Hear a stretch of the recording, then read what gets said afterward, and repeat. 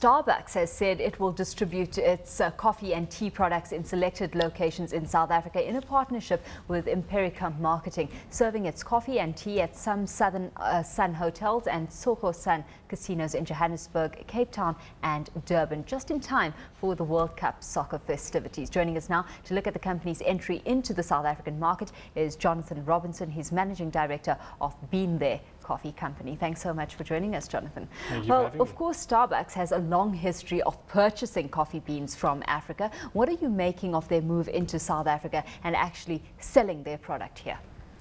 Well, I think it's certainly been something that's been long anticipated. I think anyone in coffee has heard rumours for years and years. Starbucks is coming, Starbucks is coming.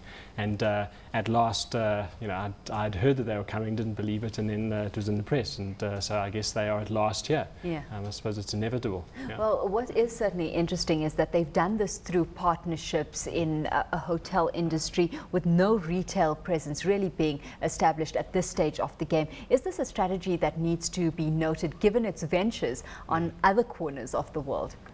Yeah, I think, Starbucks has, in the last few years, has taken probably a bit of a beating in the world. And, I think we chatted earlier about Australia and them closing down a variety of their stores. And obviously they've closed, probably a couple of hundred or thousands of stores across the US. So I think it's probably, the cautious entrance into South Africa, probably a less risky approach and a way, I guess, of testing the market and seeing, whether they have some traction. Exactly. Let's take a look at the market they're entering here, because the company does enter a very competitive local market itself. Let's assess the playing field and what we're looking at when it comes to the brands that have already entrenched themselves. Yeah, well, I think, if you look at who's there, there's we've seen a lot of growth in, the Seattles, the Vidas, the Woolies Cafe, even, to a certain extent, I suppose, Mug and Bean as well, maybe less coffee specific, but there's certainly been a lot of growth in that area. Our own growth in this segment has also shown that, South Africa is changing and the coffee culture is certainly growing. And, I guess, I believe there probably is room for them, and I think it's probably a good thing for the coffee industry as a whole. It is still a very young industry, though. Let's take a look at the market in South Africa. How big is it really, and just how much more scope do we have to grow? Yeah, at the specialty coffee market is certainly at that sort of upper income, and it's certainly where we are targeted, and I guess the suspects that I've mentioned are at that same level, and yet I think there's a huge you look at the emerging middle class, and we're seeing more and more people get excited about coffee. More people convert from instant coffee to filter and to beans, and I think there certainly is growth. It does take a long time, and there's a lot of education involved. But I think once people get excited about the joys of real coffee, as you yet have to experience. I know, my palate isn't one for coffee just yet. So once you are converted, I think there's certainly growth in Let's take a look at what you see Starbucks itself doing for this entire conversion process, if we can call it that. Because, on the one hand, you've got the assumption that you're facing a market where South African consumers may well be very loyal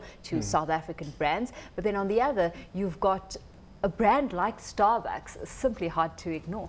Yeah, I think the strength of the Starbucks brand. Even if you're not a coffee lover, you're certainly aware of Starbucks. They're in every movie, in every hand of every actor, seemingly walking down the streets of New York. So certainly, they have great pull, and they will probably convert customers that maybe we wouldn't have got normally, and maybe the Vidas and Woolworths of the world wouldn't have either. Yeah. So I think it may bring through a whole new set of coffee drinkers, and I think time will only tell as to whether they look at this as a launch for their sort of retail stores. And I think that's probably what most South Africans who want to hold a cup of Starbucks are looking for. Yeah, so players like yourself not viewing them as stiff competition just yet, more using them as leverage to tap into a market that is out there. Let's take a look at other businesses and other offshoot opportunities that would be possible with Starbucks actually entering the fray? Because you were using an example earlier when we were chatting about Dunkin' Donuts and what Starbucks opening in the States actually did for their operations.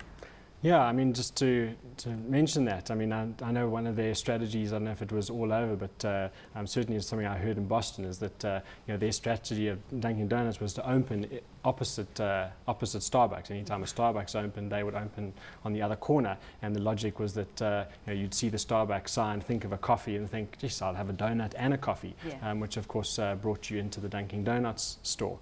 I think, you know, for us and for competitors in the market, they probably see it in the same way. Starbucks lifts the consciousness of coffee in the consumer's mind, and I think that we'll probably find that you know, that is really good for the market. Well, we wait and see. Thanks so much, Jonathan, for joining us in studio this afternoon.